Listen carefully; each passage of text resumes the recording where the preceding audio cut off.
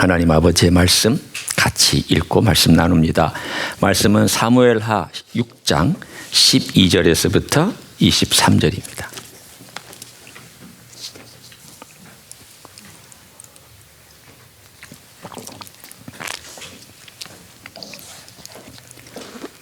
사무엘하 6장 12절부터 23절까지의 말씀을 저와 여러분이 한 절씩 교독하도록 하겠습니다.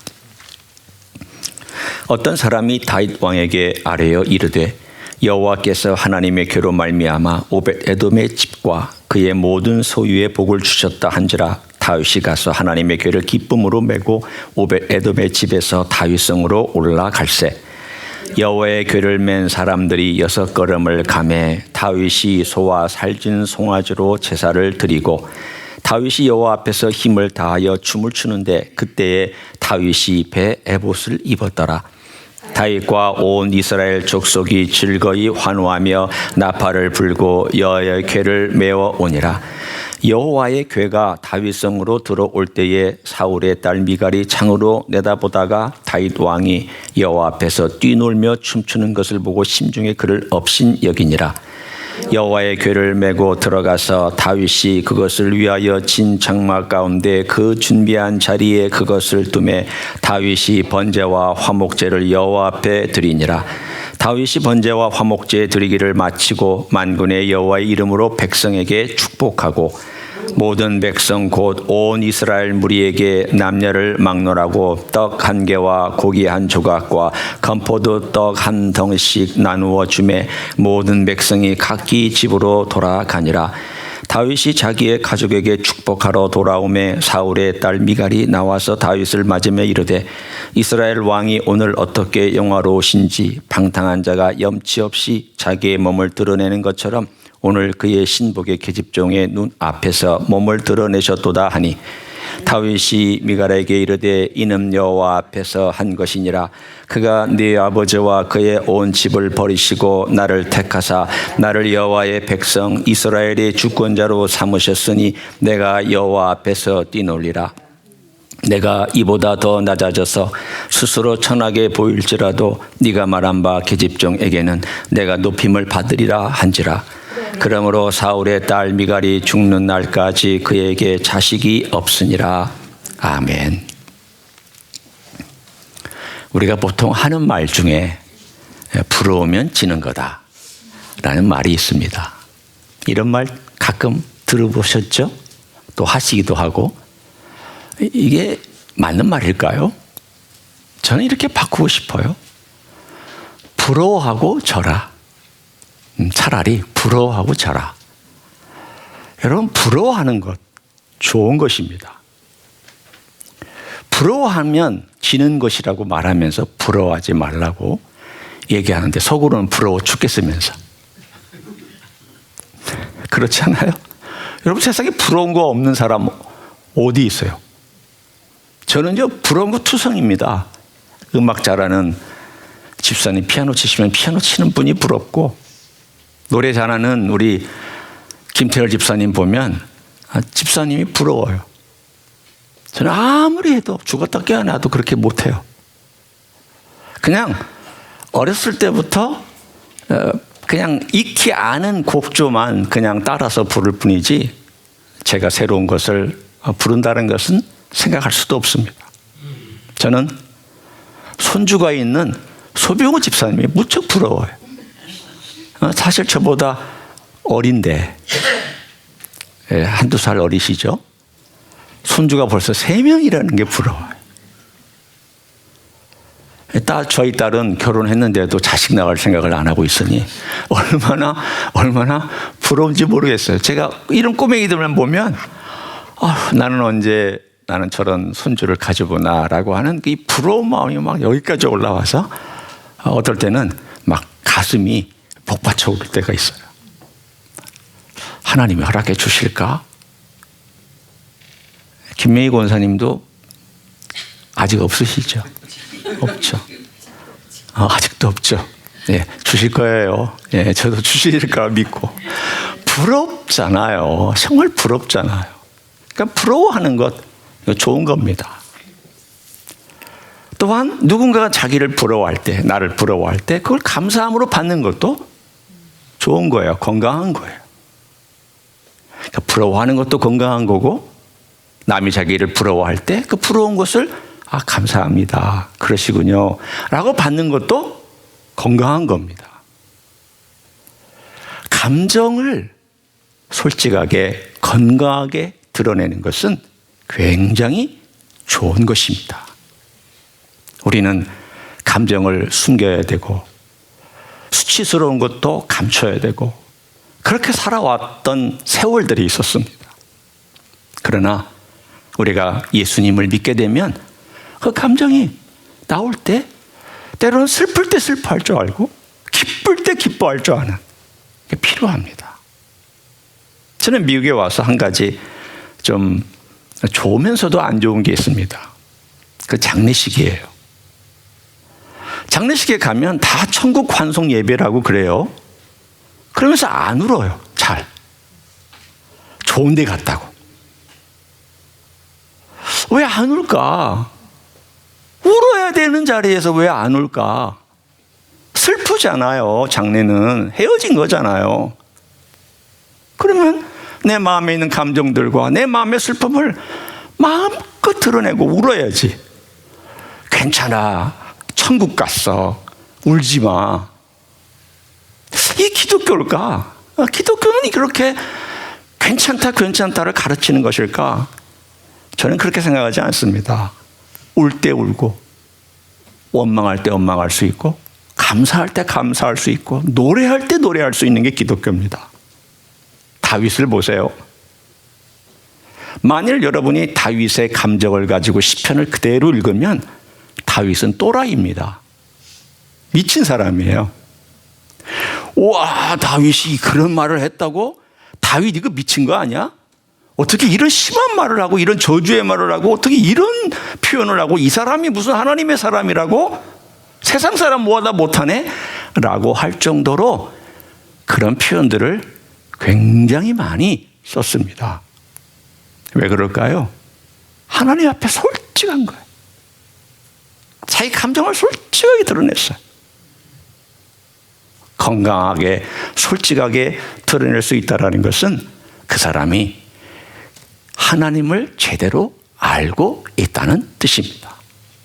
오늘 저는 바로 그 모습을 함께 살펴볼 건데, 그렇지 못한 사람과 그런 사람을 대조해서 볼 것입니다.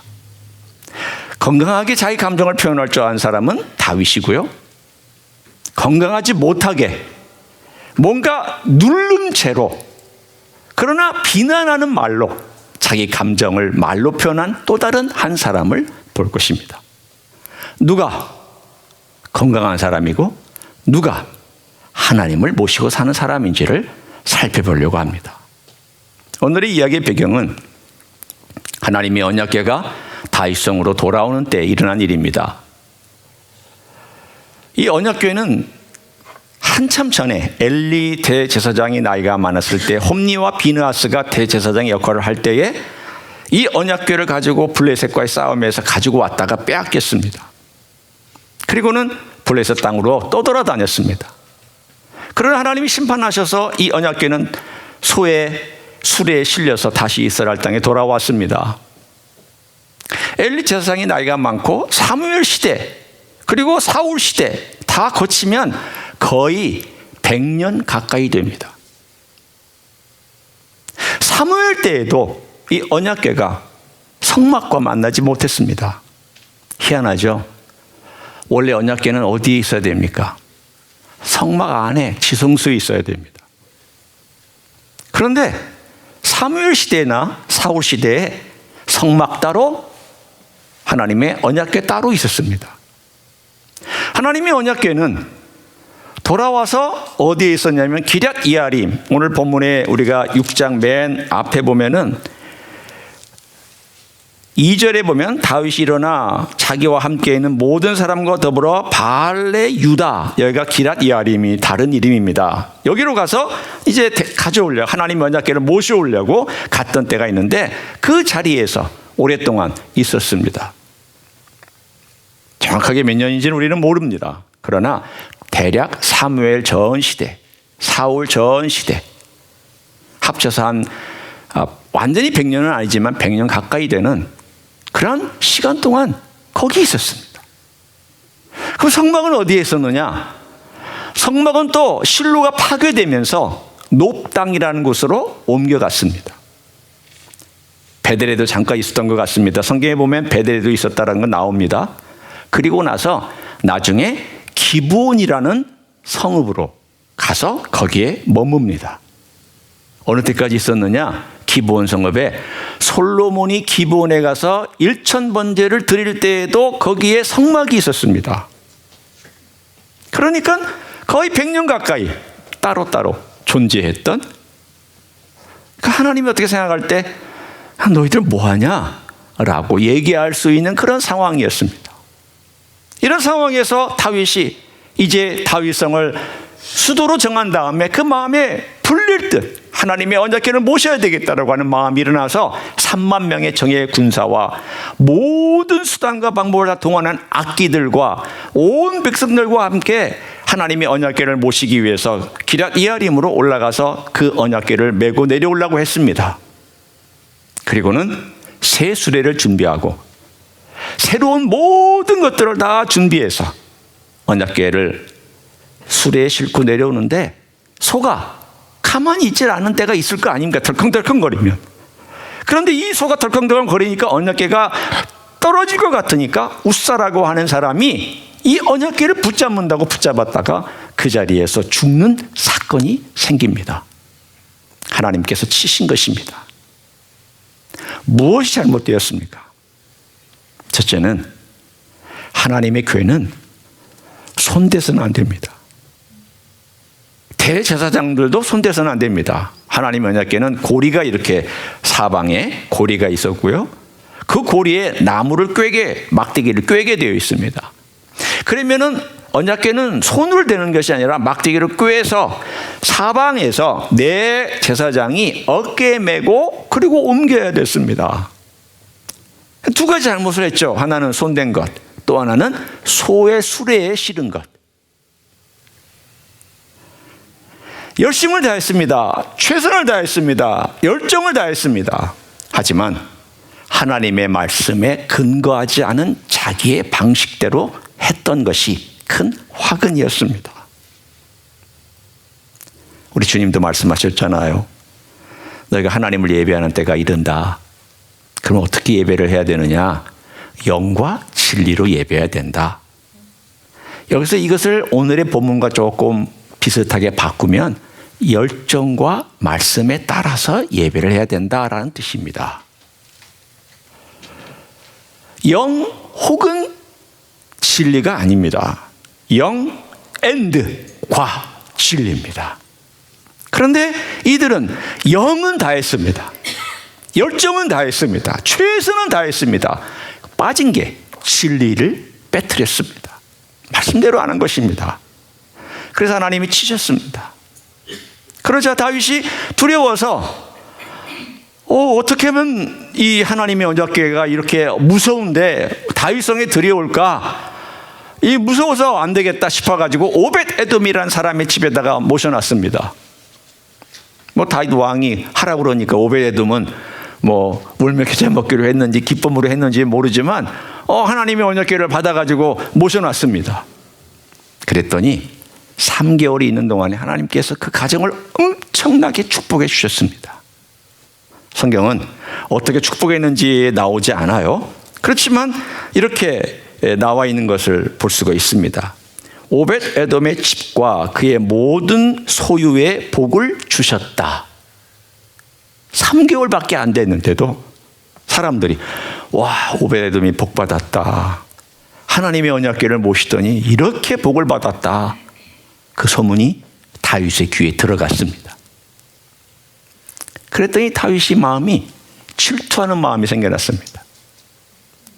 원래 내가 모셔야 되는데, 내가 다윗성에 모셔야 되는데, 그래서 결국은 그 마음 가운데 이 어려운 환경이 그의 마음의 열정을 더 세게 일으켰습니다.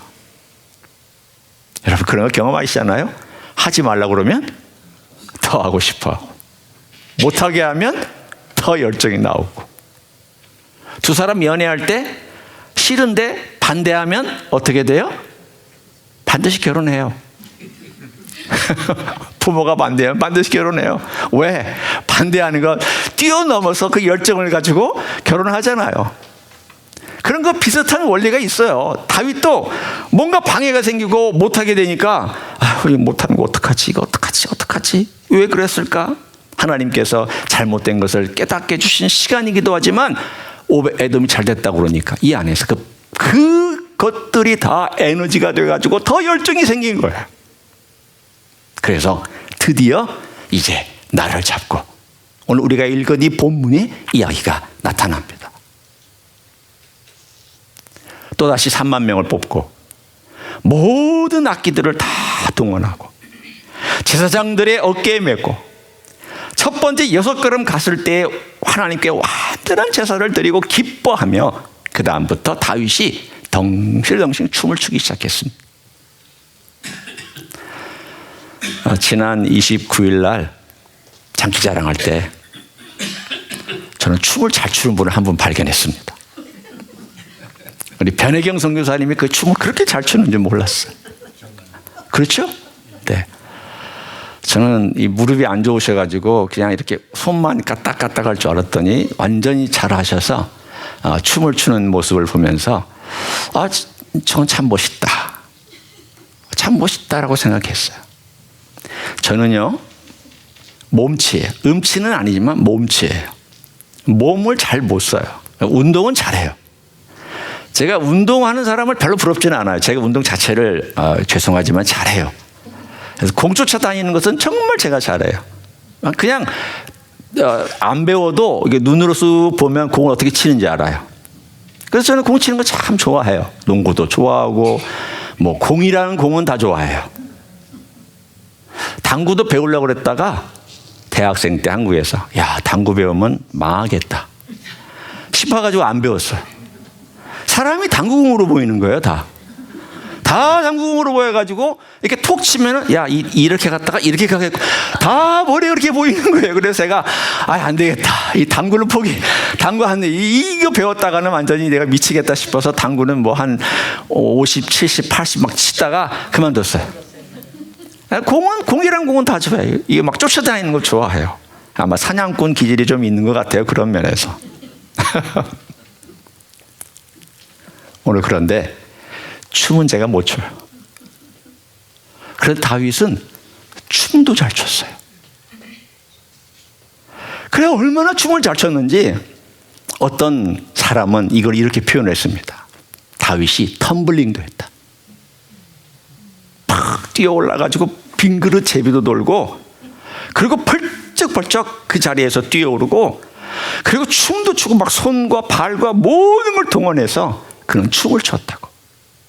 그러니까 이 사람은 자기 안에 있는 이 감정을 주체하지 못해서 막 다 표현한 거예요. 여러분 흥날 때 어떡하세요?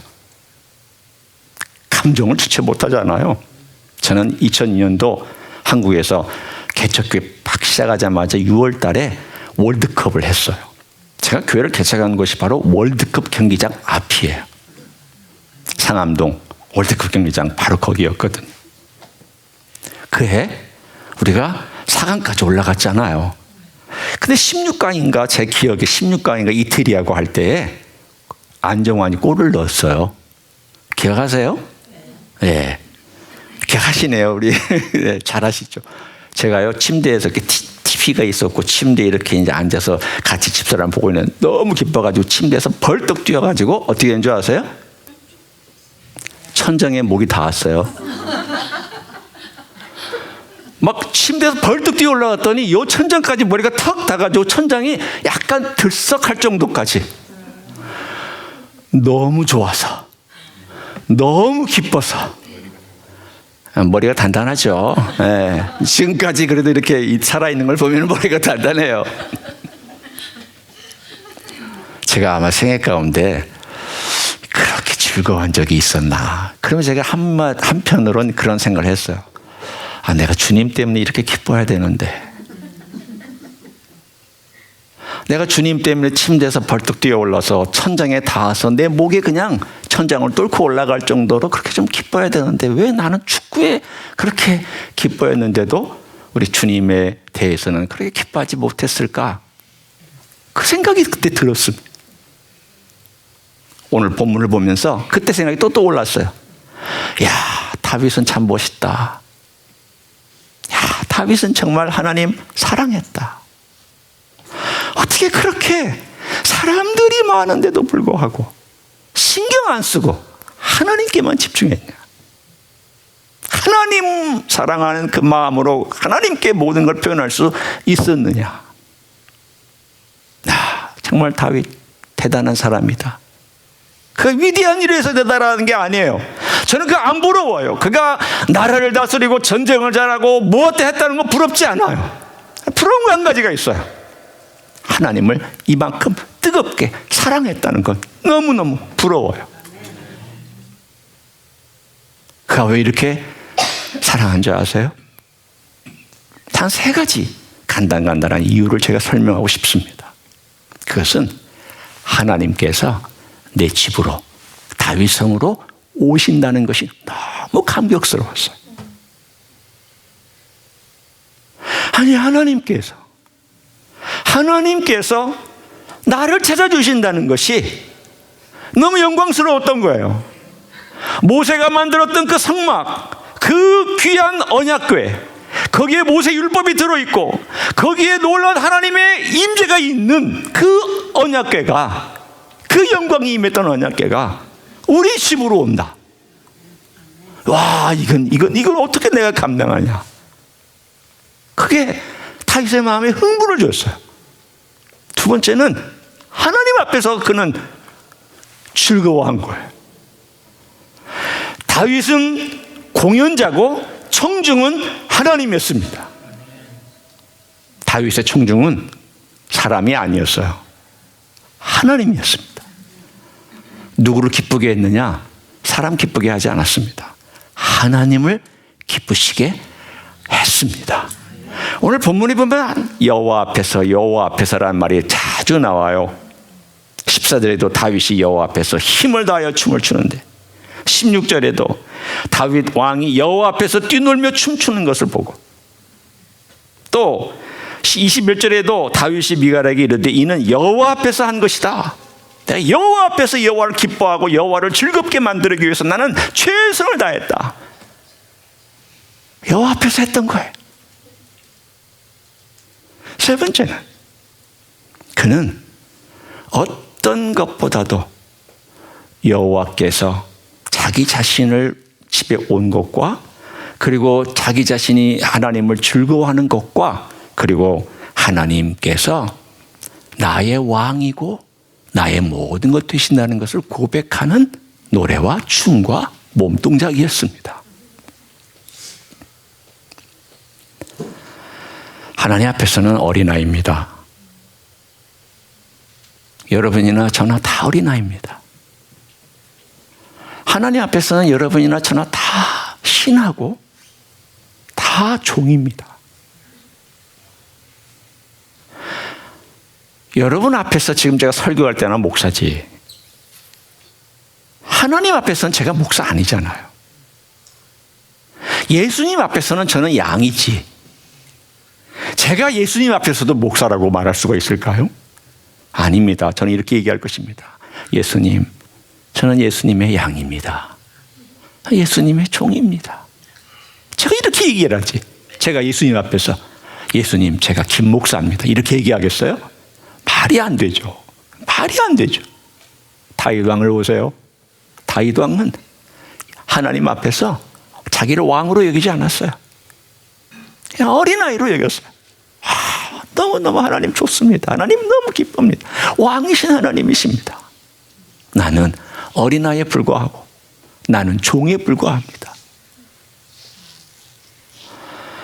이런 마음을 가지고 춤추고 노래하고 벌쩍벌쩍 뛰었고, 이런 마음을 가지고 즐거워하면서 나가는데, 미갈을 보세요. 이제 미갈이 그 모습을 저 높은 창문에서 이렇게 내려다보고 있다가 업신여겼다라고 나옵니다.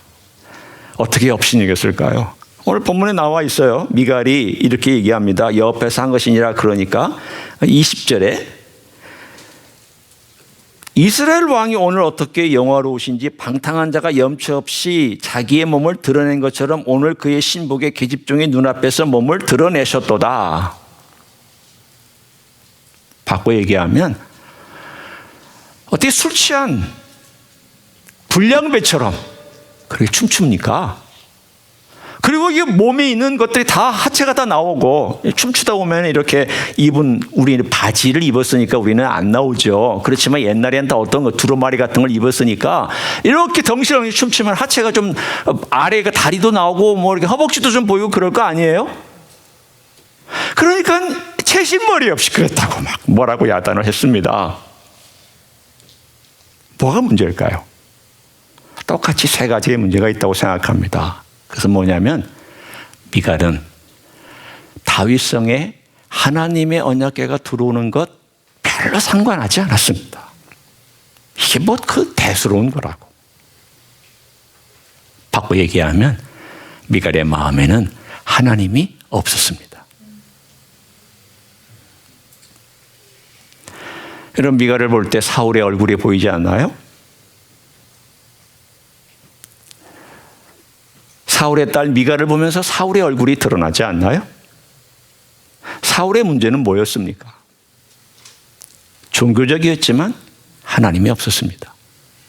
제사는 드렸지만 하나님이 마음이 없었습니다. 하나님의 이름은 불렀지만 하나님을 경외하지 않았습니다. 하나님이 얼마나 가치가 있는지 모르고 자기 수단과 방법을 다 동원해서 살았습니다. 미갈이 비슷합니다. 하나님이 여기에 오면 얼마나 좋을까 상관 안 합니다. 어디에 신경 쓰고 있냐면 두 번째로 사람의 눈에 신경 쓰고 있습니다. 미갈의 청중은 사람입니다. 다윗의 청중은 하나님입니다. 다윗은 하나님을 기쁘게 하는 데 초점이 있었고 미갈은 사람이 어떻게 생각하느냐 말하느냐 사람의 의견이 뭐냐에 초점이 있습니다. 그러다 보니 다윗은 하나님 앞에서 기쁨을 다 표현하지만 미갈은 무언가 부정적인 눌린 감정을 가지고 비난하고 비판하고 있습니다. 저는 이해합니다. 미갈이 이렇게 말할 수 있는 것은 상처가 있기 때문에 그럴 수 있다고 저는 생각합니다. 미갈이 인생 참 불쌍합니다. 왜 불쌍한지 제가 몇 가지만 얘기해 드릴게요. 첫째, 망한 왕조의 딸입니다. 둘째, 다윗 왕에서 사울이 뺏어가지고 다른 남자에게 시집 보냈습니다. 셋째, 다윗이 그 다른 남자에게서부터 데려와 버렸습니다. 그런데 두 사이가 너무 좋았었습니다. 그 남자가 울면서 따라왔는데 아브넬이라고 하는 그 사울 시대에 아직 하나가 되기 전에 장군이 돌아가라. 그런 바람에 그 남편이 울면서 돌아갔습니다. 그러니까 사이가 좋았던 것 같아요. 불쌍하잖아요. 잘 살고 있었는데 원래 내 아내니까 데려와라. 그냥 좀 잘 살게 놔두면 안 됐습니까? 여러분 생각에는 좀 그렇죠. 다윗도 참 너무해. 다윗 너무 잔인해. 아니 그냥 잘 살고 있으면 원래 자기 아내긴 하지만 그냥 잘 살게 내버려 두지 뭘 이렇게 억지로까지 데려와가지고 아브넬에게 네 얼굴 보려면 미갈 데려와라. 안 데려오면 너 내 얼굴 못 본다. 이렇게까지 잔인하게 얘기했을까? 한편으로는 인간적으로 미갈도 참 슬펐을 것이다. 그리고 오늘 다윗 왕이 있는 이 다윗성에 와서 있었습니다. 와서 봤더니 아내가 여럿입니다. 벌써 자기 외에 벌써 이때만 하더라도 아내가 한 4명쯤은 됩니다. 그러니 얼마나 속상해요. 인간적으로 저는 참 미갈이 속상한 사람이었을 거라고 생각합니다. 하지만 우리가 어디에 초점을 맞춰야 되냐면 과거에 자기의 속상하고 묶여있고 또 힘들어한 이런 모든 것들에 대하여 그가 빠져나오질 못하고 이 모든 원망을 다윗에게 쏟아놓은 것 같습니다. 그런 마음의 심정, 배경 또한 있을 수 있습니다. 그렇지만 미갈에게 한 가지 부족했던 거, 없었던 게 뭐냐면 하나님의 시선으로, 하나님의 마음으로. 비록 나는 불행한 일들도 있고 나는 과거에 어려운 일들도 있지만 하나님이 뭘 원하시는가라고 했더라면 이렇게 비난하고 힐난하고 업신여기는 말은 하지 않아야 됩니다. 차라리 가만히 있어서도 되잖아요. 그 말은 이 마음속에 하나님 없이 자기의 감정을 다 폭발하면서 쏟아냈던 데에 미갈의 하나님 없는 삶이 드러났습니다. 그래서 맨 마지막 한번 결론을 보세요. 그러므로 사울의 딸 미갈이 죽는 날까지 그에게 자식이 없으니라. 이 말은 하나님이 그에게 자식을 주시지 않았다라는 말로 우리가 해석하면 아마 제일 안전한 해석일 것입니다. 바꿔 얘기하면 하나님께서 미갈에게 저주를 내리셨다라는 뜻입니다. 여인에게 있어서의 가장 그 시대의 저주는 자식이 없는 것이었으니까. 오늘 이제 우리가 결론을 내리고 2025년을 한번 어떻게 살아야 될지를 한번 생각해 보는 시간을 잠깐 갖겠습니다.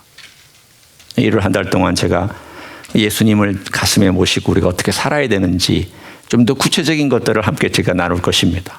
그렇지만 오늘은 가장 중요한 거, 내 마음에 주님께서 얼마나 강하게 계시느냐. 주님께서 내 안에 계셔서 나는 정말 그분을 내 청중으로 삼고 그분께 집중하고 그분께 노래하고 그분께 춤추고 그분 앞에서 내가 정말 삶을 그분과 함께 기뻐하며 걸어가고 있느냐. 나는 주님으로 충만하냐. 주님께서 베드로에게 맨 마지막에 물었던 질문하고 똑같이 묻고 싶습니다. 베드로야, 네가 나를 사랑하느냐? 베드로를 보내기 전에 주님은 네가 날 사랑하느냐고 물었습니다. 나 너 사랑한다. 나 너 사랑해. 그리고 내가 처음부터 너를 사랑했고 네가 죄를 졌을 때도 너가 회복되기를 위해서 내가 기도하며 너를 사랑하고 지금도 너를 사랑했기 때문에 찾아왔고 사랑하고 또 사랑한다. 그렇게 다 말씀과 행동으로 사랑을 다 얘기해 준 다음에 베드로에게 묻는 질문이 뭐냐면 너 나 사랑하냐?